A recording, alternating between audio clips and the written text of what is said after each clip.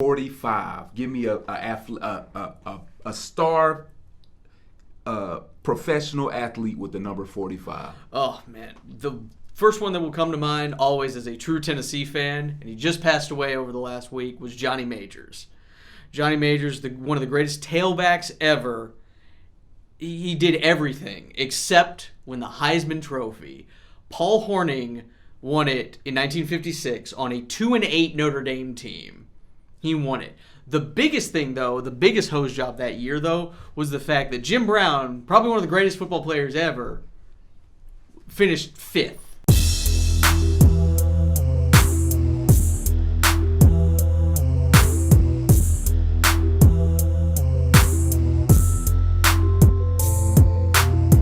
Yeah, it's your boy Chad RoB. Hey, this is the #iAMWHOiAM podcast. This is episode 45. Hey, I have a really special guest with me, man.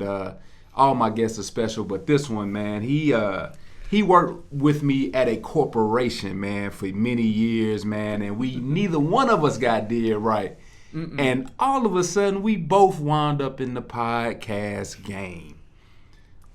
Introduce yourself, sir. My name is Michael Shibley, host of the Modern Day Gladiators podcast. It's a sports and professional wrestling podcast talking about everything going on in the world of sports and professional wrestling and just having a good time with it. And, just a lot of times just set up in my closet, especially with the pandemic going on. Can't really hop into a studio and record. So we've been doing all that, and it's been a lot of fun. Just a great little hobby. Using that broadcasting degree somehow. So yes, that's what's been a lot of fun doing. Yes, sir, man. And I appreciate you coming on, man. I've subscribed to the podcast, man, and I love it, man. It's really dope, man. I'm a really sports guy. Yeah. Like that's like my thing, besides music and sports, like in bodybuilding, like I just put all those in one, and that's me. Yeah, you're still a Bears fan, right? Yeah. And I can't understand why we didn't sign Cam Newton. I don't know. But we signed Nick Foles. It threw me off. I don't think Nick Foles is going to be any good unless he's wearing an Eagles uniform, is the problem. Everywhere else he's been, he has not done anything. Right. And then I'm a Niners fan, and we got to the Super Bowl again. And then, just choked the lead again. It's like, yeah. The Niners, man, are weird, man, because Let's I guess so we'll jump right into it, right? Okay, that's fine. So the Niners are weird, man. They had the guy that kneeled, right? Yeah, Colin Kaepernick. Yes. Mm-hmm. And Harbaugh had them on the right path, I thought. Yeah. They were, a play away from a Super Bowl. Yeah. Then I guess Kaepernick falls off a little bit, or what happens there? It was an interesting trajectory of what ended up happening because, he was ascendant. I mean, Ron Jaworski said he was going to be the next, just coming of the next great quarterback. Right, He was going to usher in the read option and all these different things because, I remember that playoff run and just getting there. Yeah. All those great things and, being so close to the Super Bowl, but Ray Lewis and the Ravens just... Man, it was pass interference, though, I think. That was a mess again. Of course, we had to have the blackout to come back. Oh, man, I forgot all about that. Wow. But you had all those things happen, and then Harbaugh left to go back to Michigan. He seemed to want to leave. Yeah. Harbaugh never seems to be comfortable in one spot. Right, and he sucks at Michigan. I hate to say it. Ugh. And I like Harbaugh because he's a Bears quarterback. Yeah. So I really root for him. Go Harbaugh. And it's always been interesting because, he was just this trajectory, but then the next coaches that came in, it just didn't seem to mesh. But I also think it's the same thing, which is why it's tough for a lot of these quarterbacks to do so well, especially when you get to the NFL. Gosh. Because it's just like in baseball where you've got that hot rookie comes in and everybody's like, oh my God, he's going to hit 70 home runs and bat 400. But then pitchers get the book on him. They start to figure out what you're doing, Right. But then you need to adapt. And Kaepernick was still effective, but he just couldn't seem to keep and sustain what he was doing. Gotcha. So, at the time, he was not going to be the starting quarterback.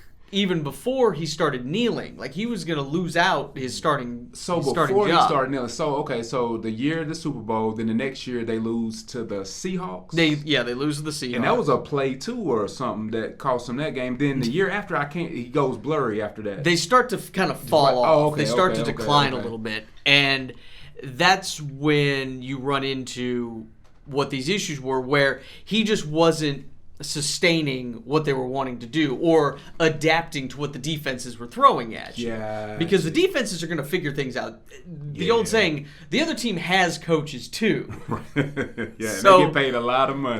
They get paid a lot of money to figure that out. Right. So he was going to probably not be the starting quarterback. They were battling for the job, and then he started kneeling, and then, of course, the whole idea gets thrown out with everything else that happens. And and that was the thing, because there's that argument that's always been where Colin Kaepernick started a lot of this message. He might have been a flawed messenger, like kind of when he started. Because, I mean, he's talking about a lot of things going on in the world and injustice, and he's wearing a Fidel Castro shirt. It's like, what are you doing with that? Or he's shown like warming up on the sideline, and he's got socks that show police officers as pigs. I remember that. I do remember And it's that. like- Yeah, I do remember that. And trust me, especially everything that has been happening recently, Yeah. he's been coming back into this conversation a lot more. Even Pete Carroll, I think, said yesterday, as of this recording, he regrets not signing Kaepernick Yeah, I saw to even a backup job. Yeah. At He that said point. something about, like, I guess he thought this was his excuse. He thought Kaepernick was a starting quarterback. Yeah. And he didn't want to do him that injustice Right. of benching him. What so much of it to me, when they were talking about things, was, can he be a starting quarterback? Because I almost used it the same way as the Tim Tebow effect that a lot of people had, where you bring in someone like Tim Tebow, like when he went to the Jets, Okay. and Mark Sanchez was your starting quarterback. Right. And Tebow's a better, I don't mean to cut you off, but Tebow's a better quarterback than Sanchez, in my opinion. Tebow was such a great competitor. As being a Exactly. Tennessee fan, Yeah. I can't stand him. I hate the game. I was too, yes. I was there in 2006. I was in Neyland Stadium when he was a freshman, Oh, and wow. came in, and Tennessee ended up losing by I think 1 point in that game. I was in the stands because I was finishing up grad school. Oh, that's what's up. So you went to UT? Yeah, I oh, went that's to what's UT. Up. That's what's up. That's what's up. 2 degrees from UT. Oh so. wow! Well, one of them broadcasting. We'll learn what the other one is later. But It's another broadcasting degree. Oh, okay. Yeah, they're both okay. And so when Tebow, though, came into the Jets, all the attention was going to him. Whether Mark Sanchez was going to be the starting quarterback or not, the media just flocked to Tim Tebow because he was great in college. Yeah. Whether you agree with him or not, he was a great competitor. And he was great in Denver. I know I'm gonna get shot for saying that, but I think he was great in Denver. He did okay. That pass at Pittsburgh was clutch. Yeah, man. it was. In the playoffs. It was. He won a playoff game, which is more than a lot of quarterbacks can do. Thank you. He got all the attention. The media just kept flocking. No matter, Mark Sanchez could have been almost perfect, but you throw one interception and you just have those people that just wanted Tebow in. And Mark Sanchez too had the butt. He had the butt fumble. Yeah, that was bad. He will never live that down. That was bad, man. And that was bad. What sucks is he's a pretty good commentator on ESPN now. Is he? He does the college football broadcast. I wouldn't even watch him if I saw.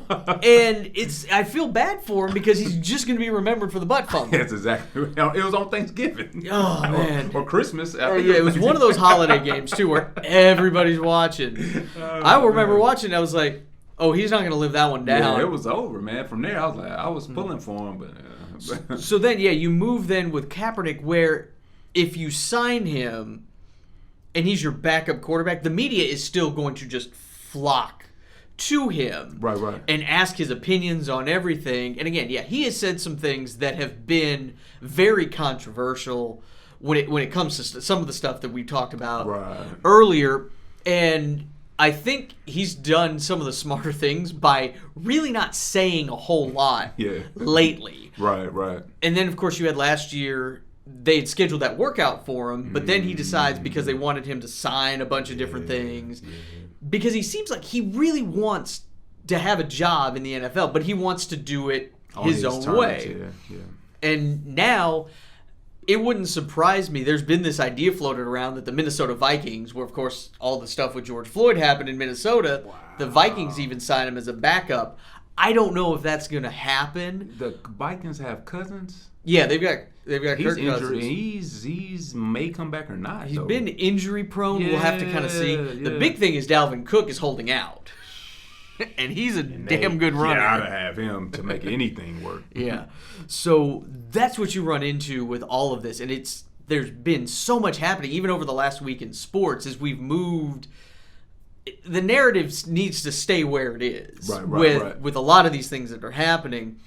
But a lot of these sports things, especially when you look at ESPN and they say, well, now what's going to happen in the NFL? Are a lot of these players going to protest? What's going to happen? Right. And it's always interesting, and I talked about a lot of this on my last episode of the podcast that you can listen to. Yeah, Modern Day Gladiators. Be sure to check it out. It's dope. Episode 103 is Voices of Protest, talking about some of these guys who'd come out and spoken out very, very quickly. I mean, you had like Trey Young was back in Norman, Oklahoma. You had, I saw another NBA player too was somewhere. Steven Jackson was. Steven Jackson. He was kind of the leading. He was calling in Minnesota, wasn't he? Yeah, he was calling George Floyd like his twin. Yeah, and I thought that was kind of strange, man. What did you think about that? It was kind of weird. Out the blue, that was weird. But he stood there with some of the other Minnesota Timberwolves. Jamie Foxx was there too. You have so many of these people bringing up these ideas and protesting. And it's great to see that. I thought it was great. Here in Knoxville, they had a protest last Friday. Yeah, I actually had Constance Every on the podcast around that same time, right before all this happened, and we knew it was going to happen. And she actually was kind of spearheaded the whole peaceful protest. Took pride in it being peaceful. Yeah, that was great. I saw her on the news a couple of times. with that too. And she definitely did her thing. But the reason why I bring her up is because it was interesting because you watched it kind of go south really quick. When the lady that was with Steven Jackson and them kind of was like, forget Target, forget everything, burn it down, So, but anyway, go ahead. Yeah. Because it was really cool to see Jeremy Pruitt and a lot of the Tennessee football players were out there in Knoxville at that one, which was amazing. I love seeing being proactive out there. And Tennessee did a great job. They released a statement, like Coach Fulmer, and then all 15 I didn't coaches. See Coach Fulmer. Yeah, well, he wasn't at the protest, but Tennessee had penned a letter that they sent out. They put it online. I didn't see that either. Yeah. And Coach Fulmer, as the athletic director, I'm still going to call him Coach. He was. Oh yeah, I forget. I keep forgetting he's athletic. Yeah, he's the AD. Yeah. And then all the other coaches at the University of Tennessee all signed the letter as well. So you had all of them saying, "Hey, we want this conversation to happen. And you want to protest, you protest. You do all these different things." Because especially, it doesn't take a genius to figure out that, especially in football and basketball, those big money-making sports, even in NCAA and, of course, in the professional rank, it's mostly African Americans who are there. Yeah. And it's these call us black, man. Yeah, okay. And see, that's the thing. Yeah, call us black. I can do that. Yeah. But, you have. But no, I mean, I'm just giving you a hard time because we homies, man. But you have black athletes that are leading the charge out there, and they have such a different experience, and you have a completely different experience walking out the door than I do. Yeah. Oh no. Yeah, no doubt. Those are the stories that I think need to be told. That a lot of people need to listen to them. Right. I drive over here or wherever, and I drive by. I don't think about being pulled over or the things I need to say or anything like that. I walk. See, and I drive to Knoxville. Yeah. And the whole way, I'm 10 and 2 looking. When I'm crossing the bridge, like here around my house, I feel okay. I can lean back. But once I get on that highway, I'm like, I'm conscious of it. So yeah. And those are the conversations that I think need to be had. Right. Emmanuel Acho, who is a great player at Texas, he's got a web series now called Uncomfortable Conversations with a Black Man. Oh, wow. And he's had 2 episodes where the first one was just him kind of talking about different things. Like, the big one, of course, was like, why can black people say the N-word, but like I can't, which is just those weird. So let me give you kind of the backstory on that. So we grew up, we're about the same age probably. Yeah. So we grew up in an era, it was gangster rap. Yep. You know, you got to keep it real. NWA. All that stuff. To Snoop Doggy Dogg. I listened to it in elementary school, did not understand anything about it. But it was what we grew up on. And you had to keep it real and you had to respect, you know, everything, you know. So in our era, it wasn't a lot of white people that were listening to it like out the closet kind of deal. Mm-hmm. Like you might have been listening, like you said, you grew up on it, but it wasn't known like, man, it's Tupac my favorite rapper. Right. You know what I'm saying? That kind of came later, you know, the inclusiveness of it. Like I would sneak watch MTV because like my parents just didn't want me watching MTV for whatever reason. Exactly. My grandparents didn't want me watching it, but they understood. So same situation, same thing.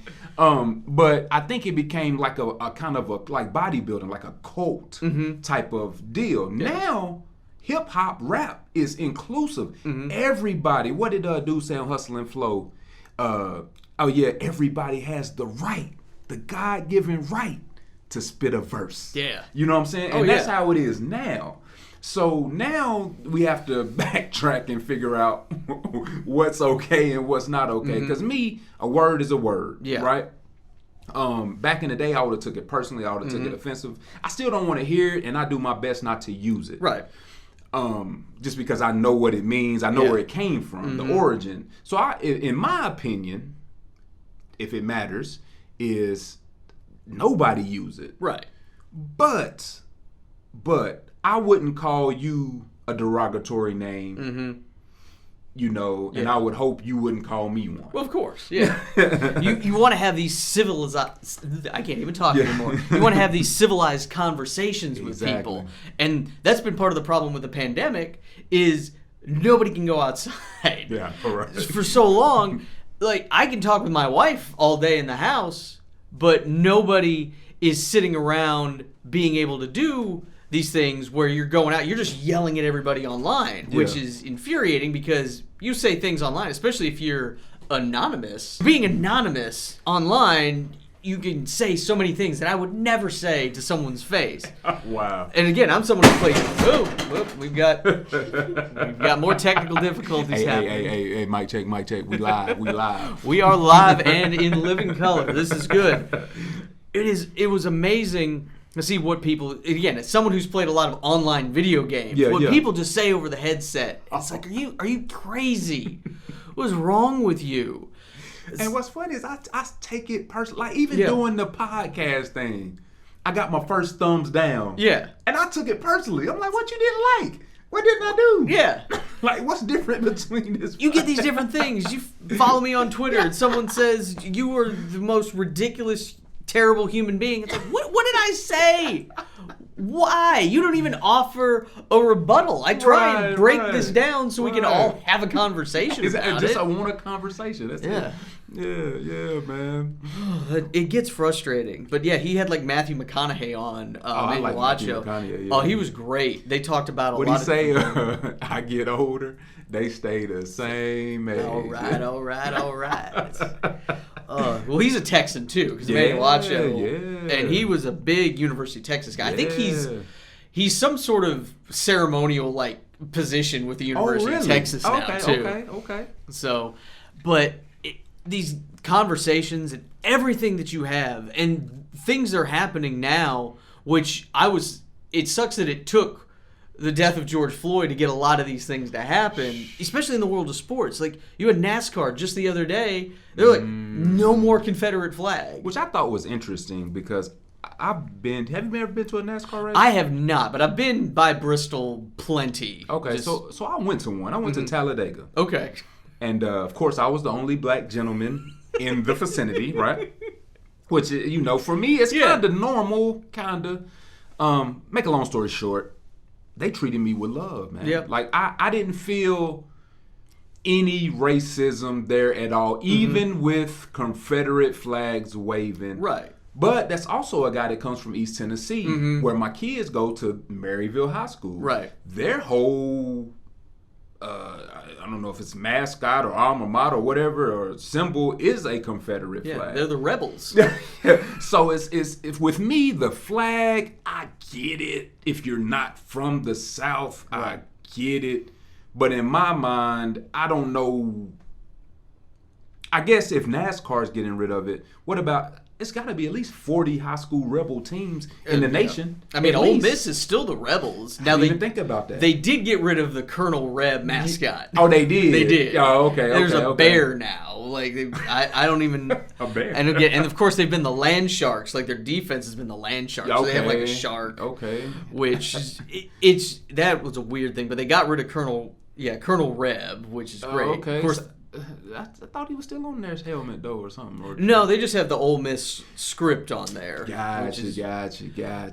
So, it's just, when you look at all of it, I can see why they made that move. I mean, they've got a driver, Bubba Wallace, who's I think he's the second black driver in NASCAR history. I didn't realize there was a black NASCAR driver. I don't remember his name. I'm sure someone is going to leave it in the comments. Leave it down there. But yeah, they've had one before, but he even drove at the last race they had in Martinsville. And I'm not a big NASCAR guy. He drove a Black Lives Matter car.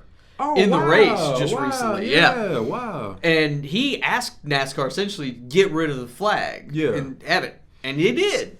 So that's what I'm saying. Like, when I was there, I felt love. Yeah. Like, I didn't feel excluded. I felt like they wanted me to be there. You know what I'm saying? Yeah. Like, it didn't feel that way. So that's dope, man. That's hard. It's an interesting national appeal because when people from outside the South see it, they think certain things.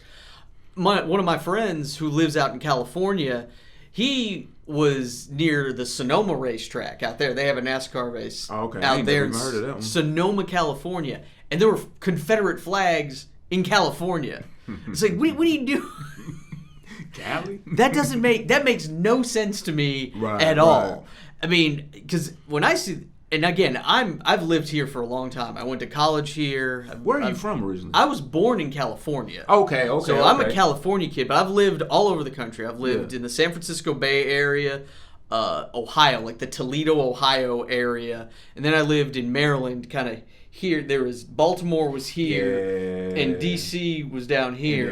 I met a kid that was from that area. Man, he said it was interesting. My mom did home care nursing for a while in Baltimore, and in some places, the joke I always said was she could go to some places that Omar from The Wire wouldn't even want to go to. Oh, wow.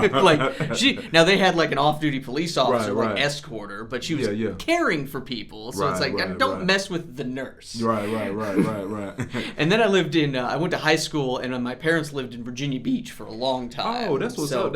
That's Allen Iverson, ain't it? Yeah. He was from Hampton, from Bethel. Newport News. No, that's Vic. Newport News. Yeah, Vic was from Newport News. He went to Warwick High School. Yep.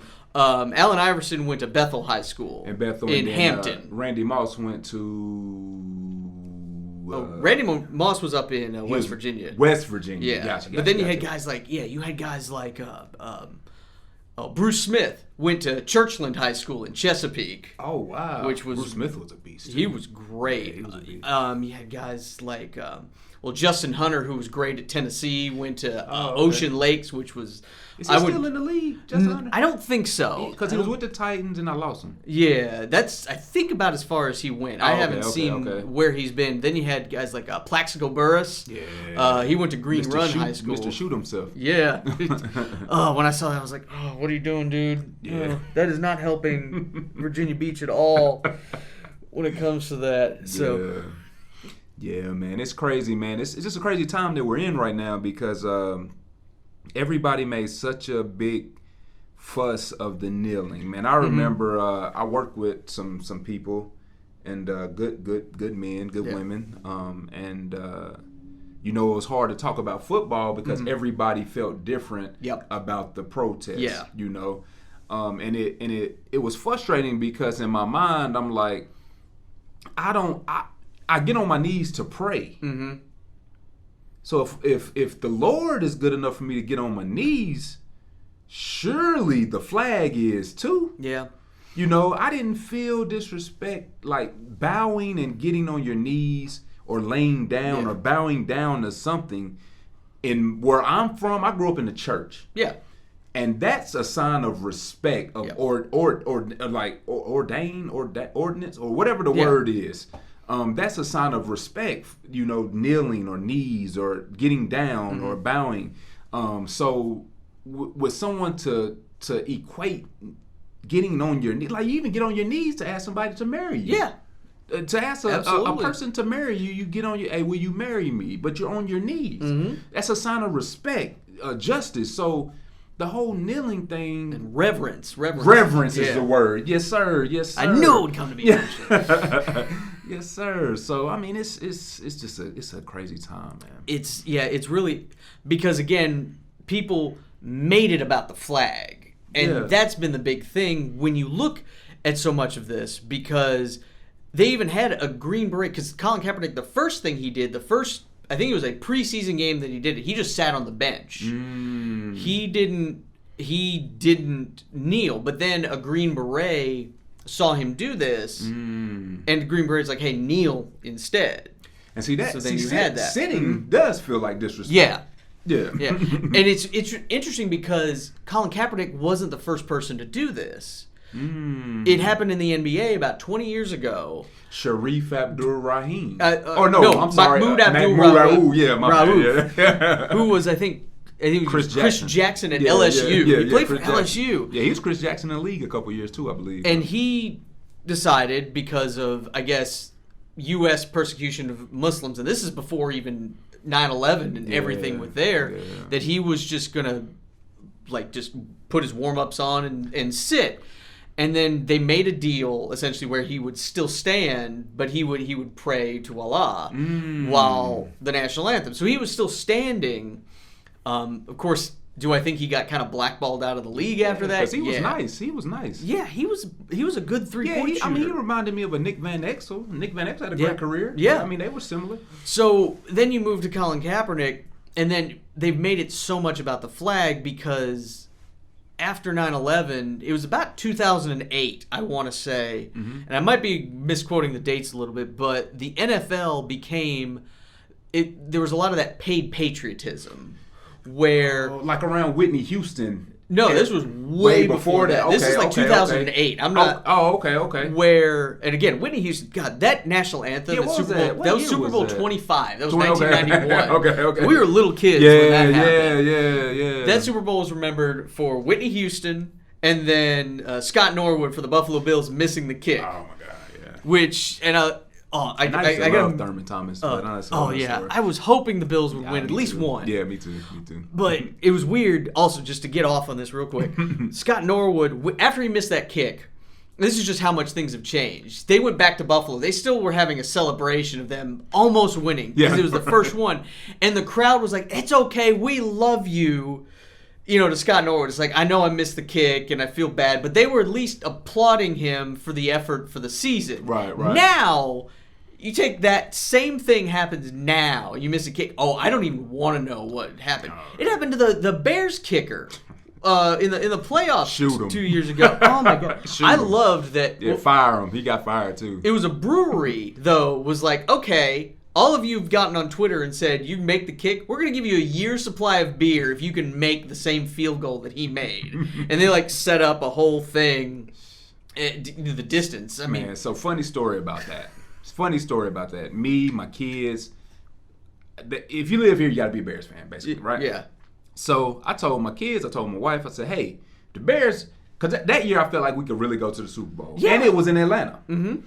So I was like, we're going to the Super Bowl. If the Bears go to the Super Bowl, I'm about to give my whole 401k, all my savings. We're going to the Super Bowl. Of course. The whole family. So we're all sitting on the couch watching the game.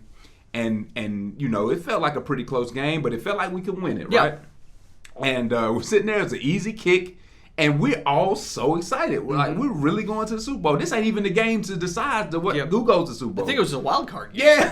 Yeah. And so, make a long story short, He misses the kick, and even my kids, everybody in the house, we in tears. We just deflated. Yeah. Doink doink too. It was just so discouraging. And I was looking at Mac on the sidelines. I was like, we just gave this dude $100 billion, and he did everything he could but kick. Yeah. So win the game. So I mean, it was just like so.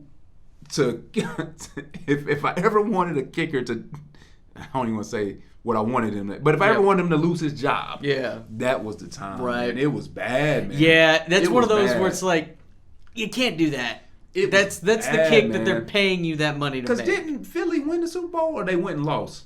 Philly won the Super that year? No, that was the year they didn't. They lost the next round. They lost, I think, to the Saints. But I think we would have beat the Saints. I think we matched up better. Yeah. You had a shot. Of course, it was going to be in the Dome, which... Yeah, that's true. Drew Brees in that Dome. Yeah. It is interesting. Drew Brees. But yeah, keep going. Yeah. But to go back to what I was talking about was you have this now, and again, it still, I think, started around 2008, this paid patriotism, where for a long time, it was just like at Tennessee games where the band plays the national anthem, but no players, no officials, nobody associated with the game are out. All the players and coaches and everything are in the locker rooms. So they're not out for the national anthem. And the same thing for the NFL for a long time was that. But when you get like the Army and the National Guard, things paying essentially to have them pretty much out there. You can look up paid patriotism. It's a whole interesting topic of conversation where they're all out there for the national anthem. Wow. So the NFL's in an interesting position where you can make the rule where just nobody comes out, but is it going to be this argument where it's like, oh, we're just caving to the protesters? Because I think ratings for the NFL, the year Kaepernick started kneeling, I think ratings went down about 19%. It was bad, man. So it was really interesting. And I've got family members who are just, I'm not watching the NFL anymore because of that. And it's like, it wasn't about that. You weren't having the conversation that he was initially doing, and now people are carrying to it. Now, unfortunately, it took 3 years and more black people getting killed by officers. It took somebody actually physically kneeling on somebody for them to be like, oh, I get it now. This is an aha moment. Which is frustrating. Yeah, and very. I want to see, and that's what I want. I want people to have the conversation. I want them to be able to go out and talk to their friends and talk to their neighbors and make friends with people that don't look like you all the time. That's interesting. Yeah, that's interesting. And never use the excuse when you think you say something racist and be like, I have black friends. It's like, no, don't use that. Yeah, that's not the one you want to use. Yeah, that's definitely not the one. So speaking of black friends, Drew Brees, man. Oh man. Drew Brees picked the most interesting time to speak. I can't remember him ever speaking out on anything. I mean, I know he's done actions towards stuff, but I don't ever remember him speaking out towards anything. You may know better than me on that. He hadn't been very vocal in a lot of things. Now, he's done a hell of a lot. A lot of acts. Yeah, he's done a lot of things, especially for the city of New Orleans. Yeah, no doubt. What they've done after Katrina to make things. I mean, they won the chip. They won the Super Bowl. That year, the next year, right? Yeah, it was a few years after that. It was Super Bowl like 43. Yeah. Because it was the second time the Colts got there with Peyton Manning. Exactly. Yeah. Oh man, I don't want to talk about that either. Oof. Yeah. It was weird that then was the time to do it. It was like a Yahoo interview or something that he was doing online. It was terrible. And it's like, now is not the time to have even that statement. He like almost brought it up to the forefront himself. Yeah. Like it didn't seem like you needed to do it because we're still, 100 days away or less than that from training camp. Like they haven't even. You're not even allowed to like do a lot of those team activities yet. Right. Who knows when the season? I still think the season's going to start on time. I think so too.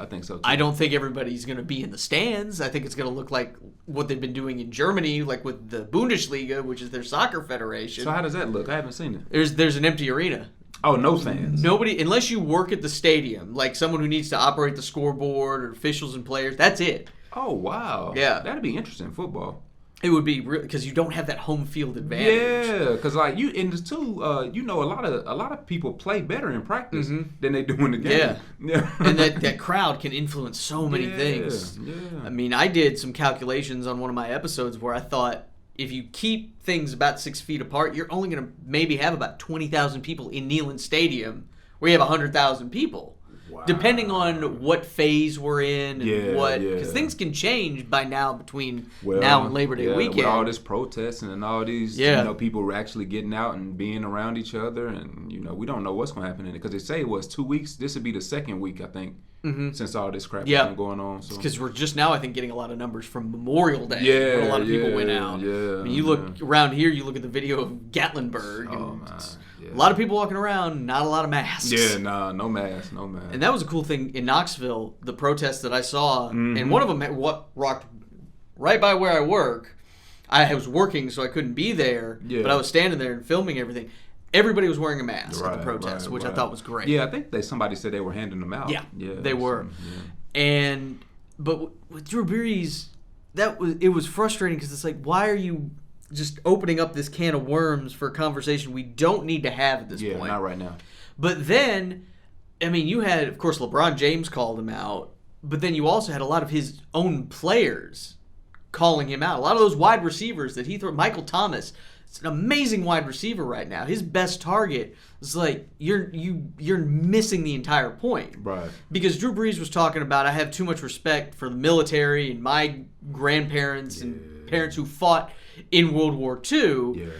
And I thought Michael Wilbon, who's one of my favorites, he and Tony Kornheiser, that's who I listen to a lot of their opinions before I record my podcast. It don't seem personal. It seems from a place of just subjectivity based on based on their experience. Yeah, because Michael Wilbon talked about, he's like, he had his father and uncles fought in World War II. Yeah. And the fact that then they came home and they're still segregated. Yeah. And a lot of black Americans who got hosed by the GI Bill, which is a whole other thing in history that we do not have time to talk about that. Yeah, my camera woman, she's dope. Shia Robinson. Great. Great. She gets producer credit on the show. That's awesome. There she is. Oh man, when I first met you and Heather and stuff, she wasn't even born yet. That's how long ago that was. She wasn't. And but going back with Drew Brees, he had a conversation. He had an apology where he has apologized now multiple times. And then you have our president come out and say, oh, you shouldn't have backed down. And then, because again, the president's making it about the flag. And that's what he's sticking with, which is a whole nother... We don't have time. We do not have time. No. But then Drew Brees sent a reply directly to the president about, this is not what it's about.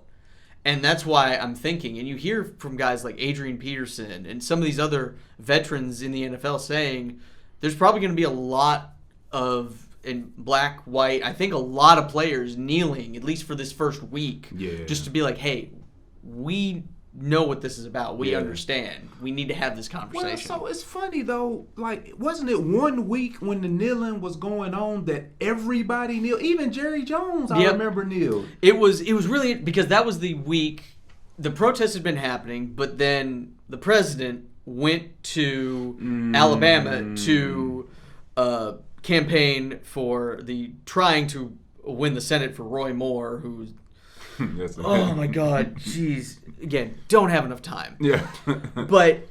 And then he's like, you wouldn't it be great if they just said, like, get that son of a bitch off the field? That's what Trump said. Yeah. I mean, that is what he said. Yeah, fire him. So he's essentially calling all the football players sons of bitches. Yeah. Oh, yeah, Kaepernick's mom's like, I'm at the mom with that one. And, I remember that. And then, so you had a lot of the different players kneel. Because Jerry Jones had said before, and I know he's repeated himself, not recently, like not in the wake of all of this, but I know he said if anybody kneels, they're not going to be on our team. Right. Now, I don't know. Like, that is a big thing you have with the conversation. But they kneeled, but then before the national anthem started playing, they all got back up. Like, yeah. I do remember that. Yeah, okay. Yeah, but then you have, like, you had different owners. Like, you had, like, Shad Khan, who was the owner of the Jacksonville Jaguars. Like, he knelt with all of his players. So you had different things happening around the league. Mm-hmm. I'm going to be interested to see. There is some rumor. I have no idea because, again, a lot can happen in the time leading up to when actual games start kicking off. No doubt. Because Tony Kornheiser from Pardon the Interruption said he's almost thinking that Roger Goodell might kneel. Because Goodell came out and said, we hear you guys. Because the NFL players, a lot of the black players released that video message. Just like, I could be George Floyd. Right. Or Ahmaud Arbery and all those other guys. Ahmaud Arbery, though, man, to be totally honest with you, it to me felt worse than I mean. That wasn't they police. Were both bad. They were, that one was. It was both bad. That was back to back too. I did one of the run with mods. Like I did the hashtag for it. I never had one of the run trackers. I downloaded a run tracker so I could run around my neighborhood and up the big ass hills we have in my neighborhood. Man. So you even got a workout. So you earned it. Yeah, you earned your protest. Yeah, I can dig it. But yeah, and just all these different things. And then Goodell says, we've made some mistakes with not at least having these conversations. Right. Yeah, because he kind of did just kind of shut it down pretty quick. Which, I mean, as a bit from the business part of it, I get it. But still boils back down to the whole situation. Like, kneeling, like getting on your knees where I'm from, how I was raised, is not disrespectful. Like, if I bow down to you or anything, it's respect. It's showing reverence. So, and there's that whole argument about flag codes, which I mean, I learned those in the Boy Scouts. You don't let the flag touch the ground. You fold it. You've got to fly it a certain way and all those different things. But it's like, the flag's not supposed to be on things for sale. Like, you've got those American flag paper plates and napkins. Technically, that's in violation of the flag code. Exactly. That's a whole other. You're not supposed to wear the flag. Exactly. All those different things. And it's all kinds of. I mean, heck, I had on a dang something 4th of July one year, and I was like, "What am I doing?" Yeah. So let's switch it up a little bit, man. So I don't know how big of a rap fan you are, man, but everybody that comes on the podcast, man, I love to know top 5 rappers of all time.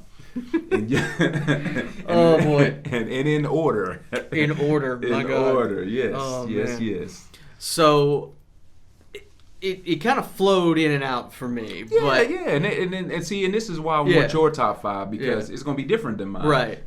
One of my youngest ones from when I was a kid, I wanted the Gangsta's Paradise album by Coolio. Like that Dangerous Minds movie. Yeah. I mean, I remember that was one of those videos on MTV that I loved. Right. And my mom, bless her heart, went to I got it on cassette tape. That's how long ago this was. That's what's up. I had Gangsta's Paradise on cassette. So, that's what's up. Coolio's going to be my number 5. Okay.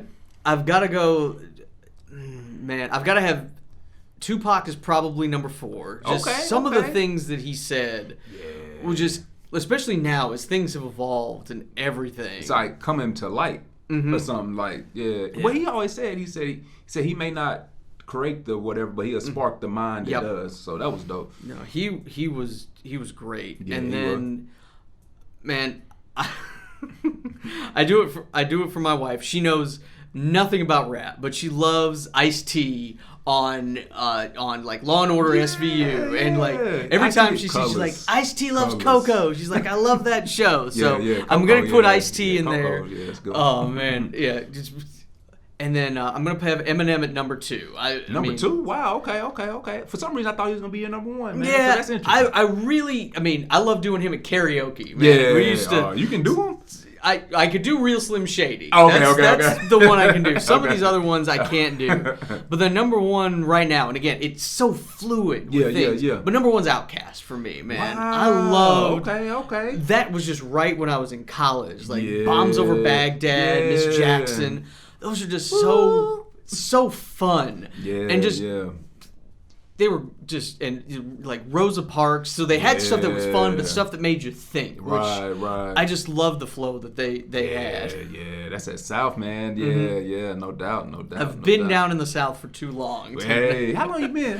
In the South? Let's see. Well, we moved to Virginia Beach in '97. Okay. But Virginia Beach, I don't know how southern Virginia Beach, because it's a very big military town. I got you.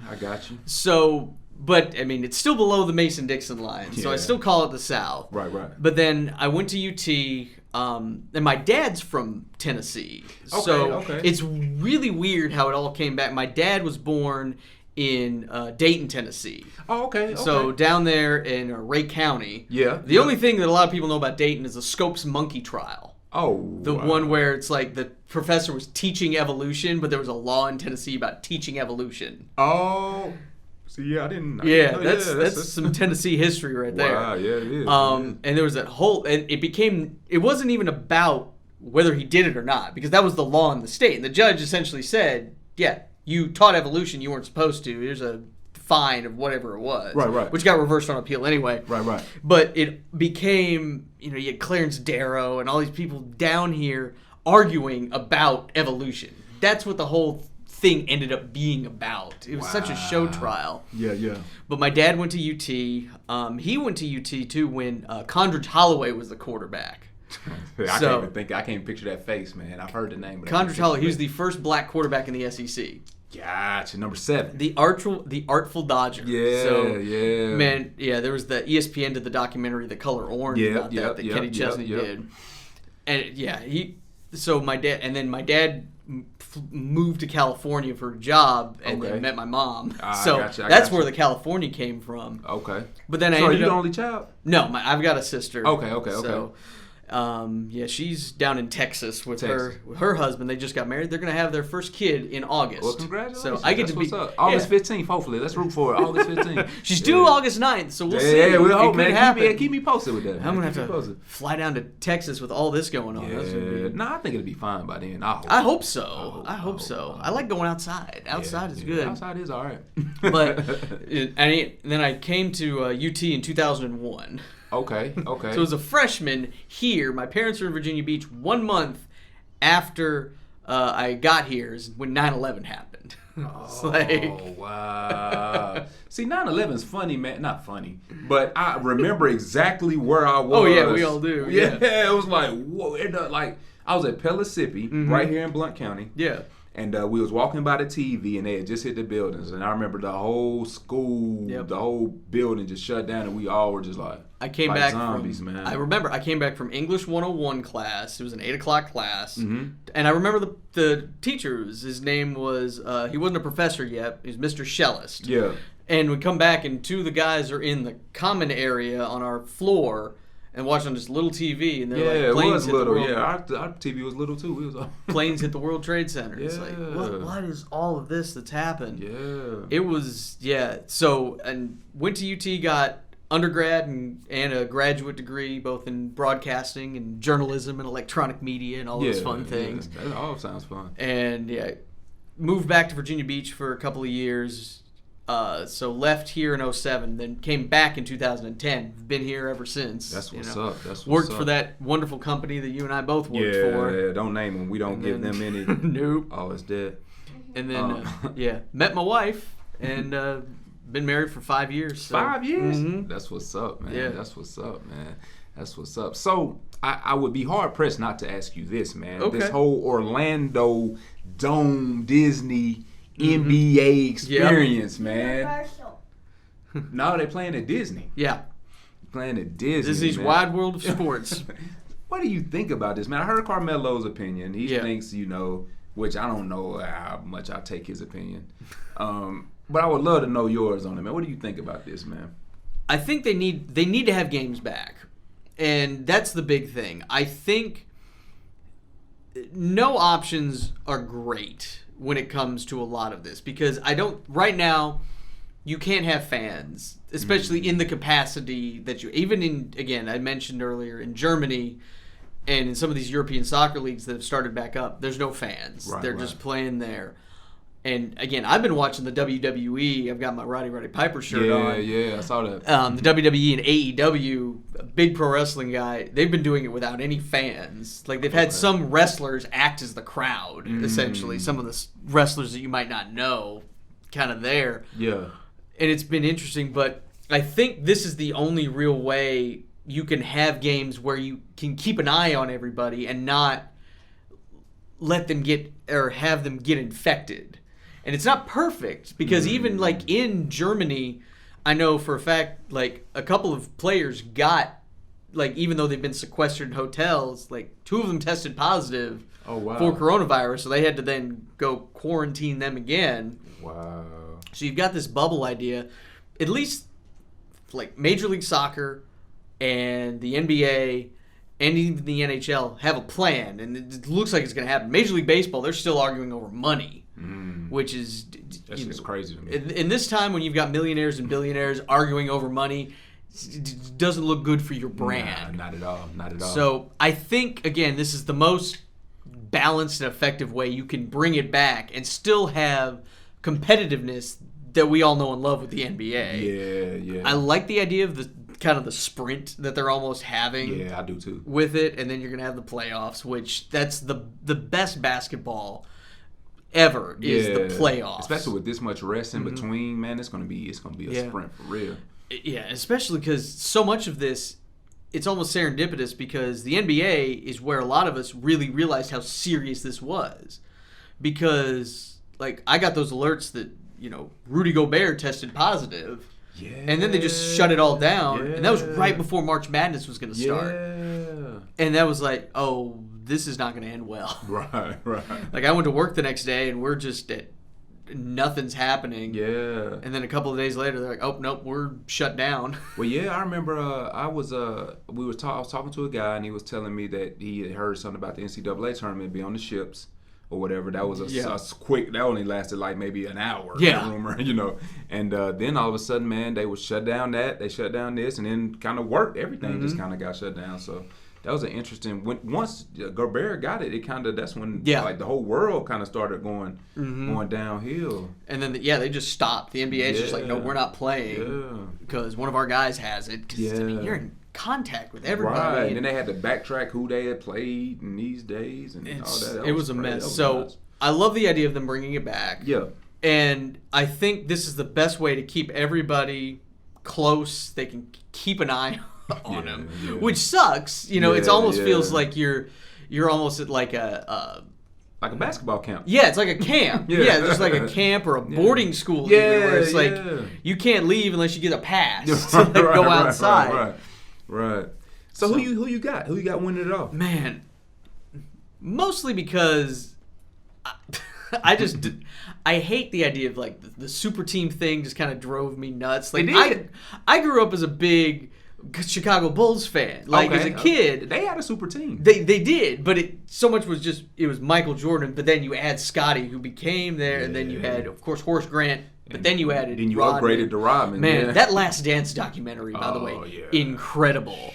It finalizes to me, even though I never really wavered, that Michael Jordan was the greatest of all time. So let's talk about it. So if LeBron wins 3 in a row with LA, that ties him with Jordan. Yep. If he gets 3 Finals MVPs, is he back at least in the conversation? I think he could be in the conversation, definitely way more than he already is. Yeah. Because I think some people, and again, it's so generational, especially with basketball, because... And then keep in mind, too, 3 more in a row, that would put him probably really close to number 1 in scoring, number 1 in assists, and top probably 5 in rebounds. He would be so close. I'm still gonna have MJ. You still would have him. That's our when childhood, I grew up. though. Yeah, and that's the thing I always try to tell people. Like, I had a kid on here. He gave me his top 5. Yeah, I've only heard of 2 of them. You see what I'm saying? Yeah, MCs, rappers. Yeah. So it's like that's just generation. Like when we're gone. LeBron, who is LeBron James? Yep. It's gonna be some kid, somebody we don't even know of. But because the people before us, it was like Kareem Abdul-Jabbar, Dr. J, or Bill Russell. Before that. Yeah. So Bill Russell did 11 in a row. Yeah, or just 11 total. I think that was in a row though, weren't it? I think there was a couple. There was a couple gaps. Okay. But no, with Jordan, he's still going to be my number 1 because he did, and he also played at a time where you had to do more than sneeze on somebody to get a foul. Oh, yeah. I mean, the Pistons had the Jordan rule. Oh man, you could punch him in the mouth. And they're like, get up. Technical, maybe. Yeah. If you lucky. Possibly. So But I was picking the Clippers to start the year, and I Okay. really like that. I think it's going to They be do the have a squad though, man. Kawhi Leonard, man. That was what he was able to do, especially in Toronto. He took Toronto to the title. You gotta admit he had great timing though. He did. Oh man, he did. Yeah, man. To get rid of Philly like that on that doink doink doink and in. And then you know LeBron in the East. No KD for Yep. the Warriors. Yep. Then no Clay. Yep. I mean, Yeah. timing was. There was it really couldn't good have been timing. better time. But I love, man. Again, that's part of it. With you had Michael Jordan, but man, having a great big guy, it's always been great. And having Giannis Antetokounmpo, if I butcher the name every time, Yeah, the no Greek doubt, freak, no doubt. Yeah. man, he's something special. Oh man, he's there gonna be. too. He's gonna win for 3 or 4 of them. Yeah, I would love to see him do it in Milwaukee, I like would before too. the Yeah, I would contract too. expires Yeah, and I he would goes too. somewhere else. I would too. Just because, again, it's great watching that. I would love to see and two teams that have. The Bucks have won titles before, but it was a long time Yeah, ago. it was like Bill Walton and Kareem, wasn't it? Oh man, Or I it was don't Walton remember. with the Blazers when Yeah, he won. Walton was with the Blazers. Yeah. Walton didn't win in the Bucks. The Bucks had somebody, and It again was Kareem. comments. Yeah, it was Kareem. It might have been. Yeah, Yeah, it was I Kareem think you're won right. with the Bucks. Yeah. And so you have that, but that's been that long ago, and the Clippers Yeah. have never come close. No. I mean, when they had Donald Sterling, which is a whole nother. Yeah. They should have made a run when they had that Jordan, Griffin, and They had Chris Paul. Yeah, with those guys. Oh man! Yeah, but they then should've Donald made a run. Sterling had to do that whole thing Yeah, that that distracted them all from that. Yeah.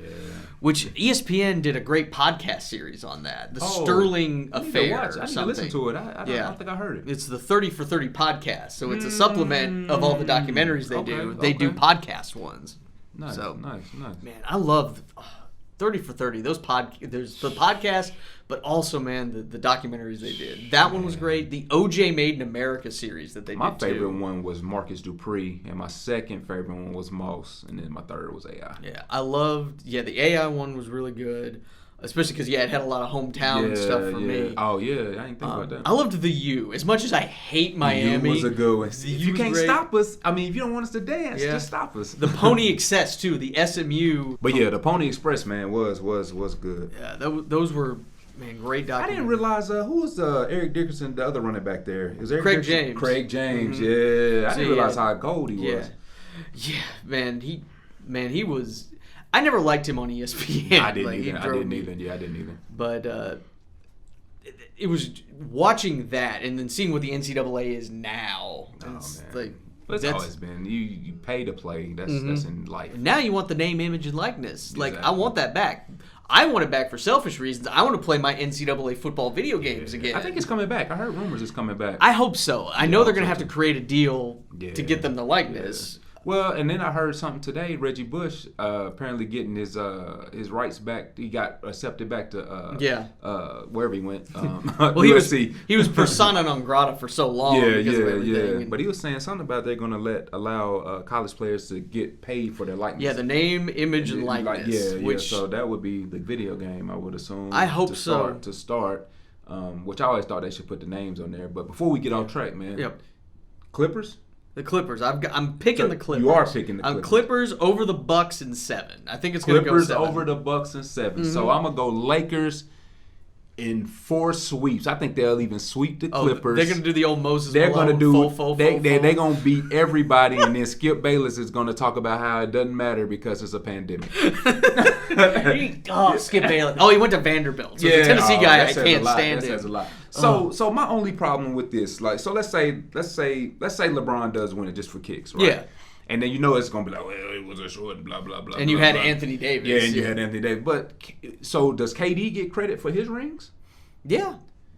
KD was on the best team. He had the best shooter in the NBA. Yeah. Like, they didn't need him. They almost won it without him this last season. They would have won it the next year without him. It would have been a better series. But I still think they would have won it. Yeah, I mean they should have won another one without him, but LeBron came. They were down 3-1 and came back and won it. Yeah, so it's like that whole thing, man. I just can't. I can't stand KD, man. I just don't like him. I don't ever come back. Just want that Achilles. Yeah, man. Yeah, just man. No, I don't want to be hurt. You live your life, enjoy your money, but just quit, retire or something, man. Like, get out of here, man. Nobody want to hear that, man. So you watch much boxing? A little bit of boxing. So I gotta ask you this, man, because I know you're a sports guy, man. Yeah. So Anthony Joshua gets beat by Ruiz, comes back and beat him, right? Yep. Wilder gets a draw. Everybody says Fury won the first fight. Yeah. I honestly didn't think so. I thought Wilder won the first fight. Yeah, I thought so too, me personally. Because he was the champ. You got to beat the champ. Yep. That's how I come from. So he does get whooped the second time. Yeah. It's clear as day. So now I'm watching the internet today, and your boy, what's the dude with Stephen A? Oh, Max Kellerman. Max Kellerman is talking about Wilder needs to back out, and they need to push the Joshua Fury fight up. And I'm like, no. There should be a rematch clause. Yeah. Well, there is a rematch clause. They signed it. Yeah. Like, we watched Joshua get whooped, and we let him get his redemption. If Fury comes in and whoops him again, Wilder's out. But what do you think, man? What's your opinion? I think they need to fight again because the first fight was great. Yeah, it was. I'm just ecstatic that there's great heavyweight boxing because the Klitschko brothers destroyed it for so damn long. Yes, they did. It's great to see all of that. I mean, I like Joshua, but man, seeing Ruiz just beat him with that Mexican style. I lost all respect for Joshua. Not to say Ruiz is trash. Yeah. But, I mean, come on, man. It's amazing how many great Mexican boxers they've been in history, but none had ever been a heavyweight champion before Ruiz. Exactly. But he still fought that Mexican style that I'll look at. And he just attack. Yeah. Of course, then he put on like 50 pounds before he fought Joshua. Yeah, he was talking about, I was celebrating. That was, and Joshua technically didn't beat him the second time. He just outpointed him. And that to me ain't heavyweight boxing. Right. Someone's got to go to sleep. Yeah. But again, for everybody's head, we saw what happened to Ali. Yeah. You got to have the point system and everything. Yeah. No doubt. You got to have the Marcus of Queensberry rules. Yeah. No doubt. Can't have it back in the day until 57 rounds and both guys die after the fight. Man. Yeah, I think they still need to have the Fury Wilder 3. They need to have the third one. Yeah. And then, go with the Joshua fight with Fury after that, especially if Wilder beats him again. Well, so check this out. So apparently Dillian White, which he's trash, but that's a whole nother. There's too many federations and too many belts. That's a whole nother conversation. But apparently he's the first up to win the WBC. So in my mind, I'm thinking, let's say, since I heard the contract with Fury and Joshua was already signed. Okay. So let's say it's a 2-fight. I think contract. 2-fight contract, yeah. So let's say this happens. So let's say Wilder goes in, knocks out Fury. I'm just saying this. I don't know what's gonna happen. Wilder knocks out Fury. Then he fights the mandatory against Dillian White. Then Fury fights Joshua. The winner of that. So let's say Joshua wins that fight. Yep. So now you got Wilder versus Joshua. Then you get a four-peat. With Fury for a winner take. I just want someone to have all the belts. That's all at this I point. Want to. That's all I want to. I mean, you've got 4 federations. You've got 16 weight classes. They all have their. It's too much. To me. It's confusing. And I still don't understand how the belts got away from over here. But then I started thinking. What's his name? Lennox Lewis was from over there. So I was like, oh, that's how they got over there. So, it's crazy. Lennox Lewis was great. Yeah, he was, man. He hit Mike Tyson with a punch. I thought Mike Tyson was dead. I was like, oh my God. And Tyson's back doing stuff with professional wrestling. What you think about that? That was great. I mean, because that's when I got into pro wrestling really hardcore was with him and Stone Cold Steve Austin. Oh, okay. That was back in '98. Yeah, no doubt. I've been in there ever since, hardcore, into pro wrestling. But now it's back because Mike Tyson came back in 2009, I think, on Monday, and then Chris Jericho, one of my all-time favorite wrestlers. Yeah, and he's with AEW now, All Elite Wrestling. It's that new federation, and he called out because Mike Tyson was presenting the championship to in another title match the night before, and Jericho's like, "You punched me," because Mike Tyson punched him out. Oh. They were doing a bit from forever ago, and Yeah, now yeah. Jericho's like, no, I want revenge from 11 years ago for what you did to me. Right. And then they got in this shoving match and everything. So, Yeah. I mean, Tyson says he wants to fight again, which I'm not gonna fight him. No. I think though, if you can absorb it for about 2 rounds. Yeah, Tyson's already said he's not gonna fight no more than 3 rounds or 4 rounds. Because I think he's 50. Yeah. I think is how old he is. I saw an interview today. Tyson Fury dad said he'd fight him. He said, I got the best trainers in the world. I got my son. I got El Kim. I said, I'll fight him. I said, I might get knocked out, but I ain't going in the fight thinking I am. So reminds me of the Rocky Balboa, the one where he fought. That was the one where he was old and that. You talking about Rocky Balboa? Yeah, the movie Rocky Balboa. Man, I knew I liked it. Man, ain't nobody. Every time I ask people if they seen that movie, nobody's ever seen it. Mason the Line Dixon. Yeah. What was that? Anthony Tarver. Was that Anthony Tarver? I think it was Tarver. Yeah. That was a really good movie. Yeah, I liked it. It's way better than one 5. Of my favorite. Yeah, it was one of my favorite ones. I've been showing my wife all of them. Yeah, I watch them every time they come on. She watches Rocky. I'm about a year and a half between all the movies because I don't want to subject her to like it all at once. Yeah. Because she loves me very much, and I don't want to ruin that. You don't want to push her off. Yeah. So man, I don't want to keep you all night, man. Yeah. But so with football starting back, man, and have you heard anything about like all these virus catches? Like, was it Duke? What football team caught like 3 or 4, 10 cases? Oh man, I don't know. It wasn't heard. Duke. Yeah, it's a mess. So I guess what I'm saying, I guess what my question is that's gonna happen. I think, and that's the big thing, is that you have to expect that, and that's why I know, like in the NBA, they're going to kind of expand the roster a little bit, so they can, if someone, God forbid, comes down with the virus, they can just immediately like kind of call up. But the NFL though is going to be a little worse though because it's like I have to touch you almost every play. Yeah, there are more people. And I know if they've got to do the right testing. They've got to do that terrible test where they stick the thing all the way up your nose. I think they scratch the back of your brain with that test. And Bomani Jones, I don't know if you saw his tweet, man. He showed a lung that doesn't have coronavirus and one that does, and it looked bad, man. It was scary, man. I didn't realize corona was that serious. I mean, I know it's serious, but that's the thing with COVID-19. The coronavirus is. Because so many people, we all think we know what it is, but we don't know everything about it, and that's what's so dangerous about it. Because there's still so many people like, oh, it's just a different case of the flu. Like, no, it's not. Yeah. We don't know anything about it. That's why people are like, oh, well, if it's not as they're saying now, oh, it might not be as deadly as we thought it was when it happened, but that's because we didn't know, we haven't researched it enough. Wow.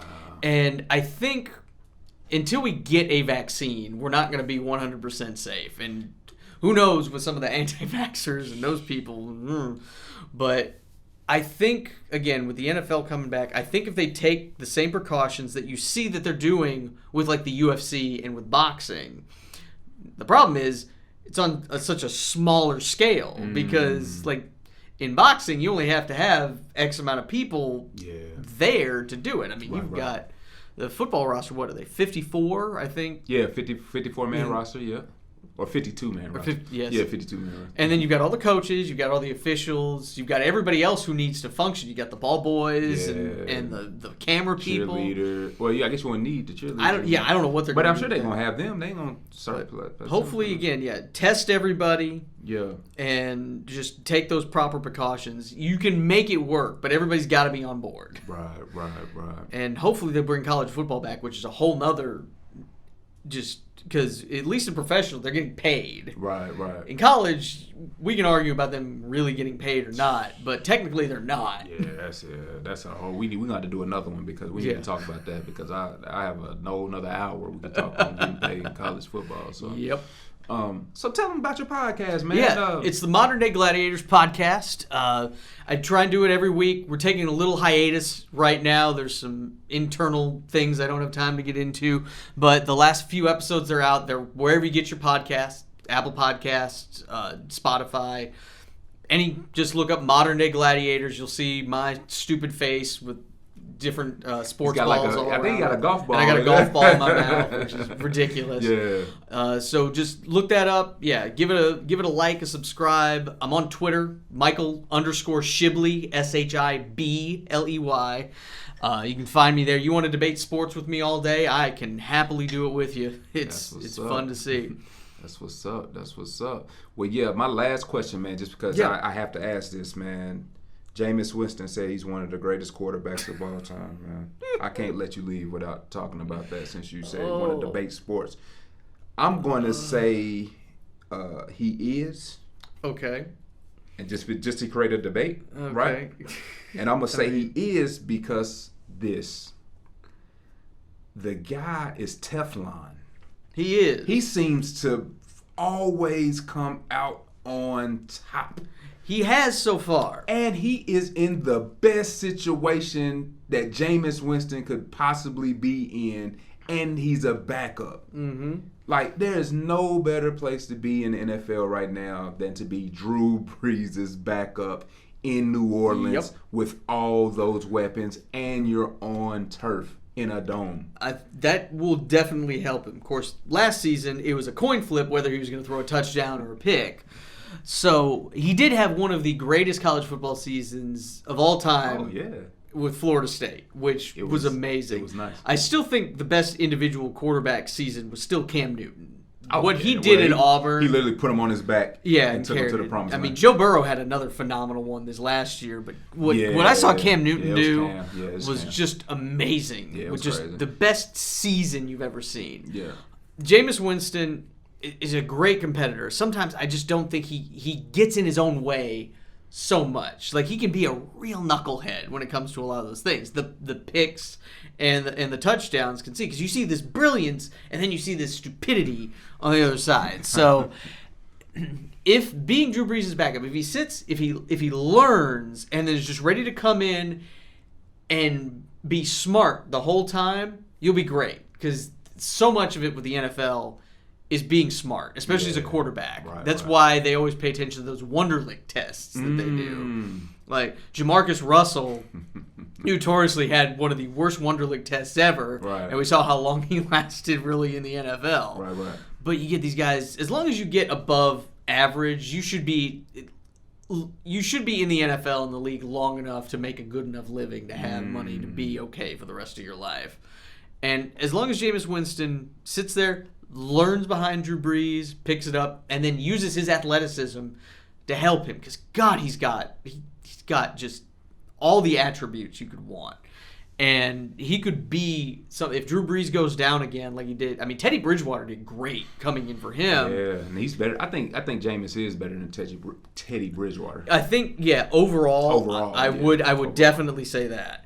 So we'll just have to see where the season goes, but I mean, I had Jameis Winston on my fantasy team last year, and again, I was happy and infuriated from week to week with that. That's what's up. Well, yeah, man. So, 45. Give me a star, professional athlete with the number 45. Oh man, the first one that will come to mind always as a true Tennessee fan, and he just passed away over the last week, was Johnny Majors. Johnny Majors, one of the greatest tailbacks ever. He did everything except win the Heisman Trophy. Paul Hornung won it in 1956 on a 2-8 Notre Dame team. He won it. The biggest thing, though, the biggest hose job that year, though, was the fact that Jim Brown, probably one of the greatest football players ever, finished 5th. Wow. In the voting. Because at that point, a black man had never won the Heisman Trophy. Yeah. It took until the guy who replaced Jim Brown, Ernie Davis, won it at Syracuse. Yeah. But Johnny Majors, near and dear to my heart, because he was the coach of Tennessee when I was a little kid growing up before Fulmer became the coach. Right. Me too. Coach Johnny Majors. And again, at 45. 4th and 50. Yeah. Run up the middle. They never see it coming. It almost worked a couple times. It did. Well, early in his career it did. Yeah. But then at the end, yeah. But yeah, so there you have it, man. I'm glad you said Johnny Majors, man. I felt like you would, so that's why I threw that alley-oop, man. And yeah, man, dedicated to him, man. Tennessee, Knoxville, man. We here. And so, man, I really appreciate you coming on the It has podcast, been man. a pleasure. Yeah, and man, definitely got to have you back on, especially when sports start back up and stuff, man. We'll get to chopping it up. But don't forget, like, comment, subscribe if you're on here on YouTube. If you're listening to it on any of the podcast platforms, thumbs up, comment, man. Let me know what you think. Like I always say, man, if you don't like it, that's fine. Still leave me the thumbs up. You can tell me what you didn't like in the comments, and I'll be happy to address it and work on it and get it better. The director, camera woman, every producer, all behind me. And, this is episode 45. Johnny Majors, man, RIP, respect, homage, everything. And as always, I'll be back.